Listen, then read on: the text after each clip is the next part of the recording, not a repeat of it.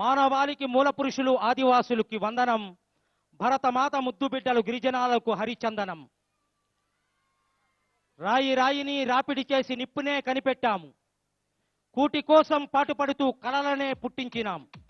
నేటి తరానికి స్ఫూర్తిదాతలు, ప్రపంచానికి వెలుగు దివ్వెలుగా ఈరోజు మన ముందర ఎంతో మంది గిరిజనులు అద్భుతమైనటువంటి కళాకారులుగా, శాస్త్రవేత్తలుగా, డాక్టర్లుగా, ఇంజనీర్లుగా, కలెక్టర్లుగా, గురువులుగా వారు అభ్యున్నతి సాధిస్తున్నటువంటి వైనం మనం తిలకిస్తూనే ఉన్నాం. ఒకప్పుడు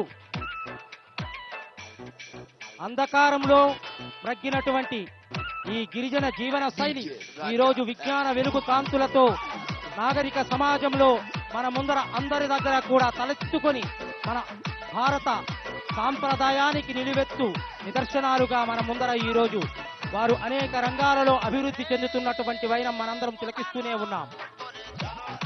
ఆ కోవలోనే ఇటీవలే హిమగిరి శిఖరాన్ని కూడా అధిరోహించినటువంటి మన గిరిజన బిడ్డలు, విలువిద్యలో అనేకమైనటువంటి అంతర్జాతీయ స్థాయికి వెళ్ళినటువంటి మన గిరిజన విద్యార్థులు, అదేవిధంగా ఎంతో మంది ఎంబీబీఎస్ డాక్టర్స్ గా, ఐఏఎస్ కలెక్టర్స్ గా ఎంతో మంది అభ్యున్నతిని తిరోగమనం లేని పురోగమన దిశలో వారి అడుగులు వేస్తూ మన తెలుగు దేశానికి, తెలుగు రాష్ట్రానికి, తెలుగు ప్రజలకు ఎంతో మణిమకుటంగా వెలుగుతున్నటువంటి ఈ గిరిజన బిడ్డలు చేస్తున్నటువంటి అనేక కళా ప్రావీణ్యతను మనం గుర్తించి వారికి ప్రోత్సహించవలసినటువంటి అవసరం ఎంతైనా ఉంది.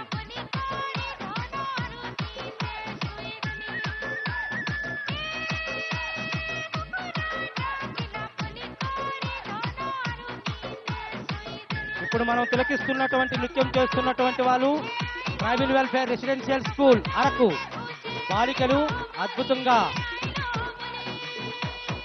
ఒక ఒరియా గీతానికి నృత్యం చేస్తూ మన ముందర మనల్ని ఉల్లాసపరుస్తున్నారు.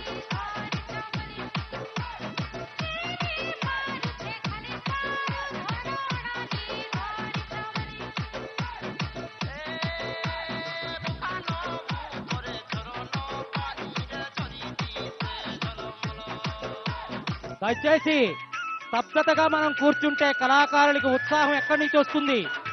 మనం కూడా వారికి ఊతమిచ్చేటట్టుగా, వారి కళలకు ఊపిరిలూదేటట్టుగా ప్రోత్సాహంగా కరతాళ ధ్వనులతో ఒక్కసారి కళా ప్రాంగణాన్ని ఒక్కసారి ఉత్సాహపరచవలసిందిగా కోరుతున్నాం. అందరూ కూడా కళాకారులు చేస్తున్నటువంటి ఆ నృత్యానికి కరతాళ ధ్వనులతో ఒక్కసారిగా ఉత్సాహపరచవలసిందిగా కోరుతున్నాం.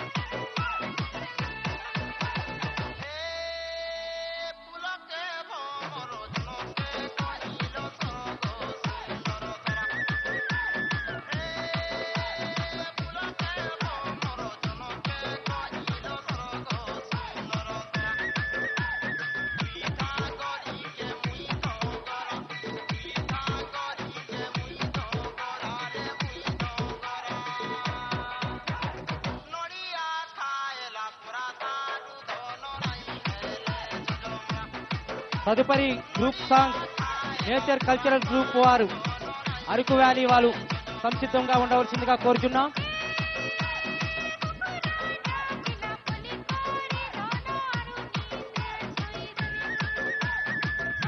Nature cultural group Araku valley బృందం వారు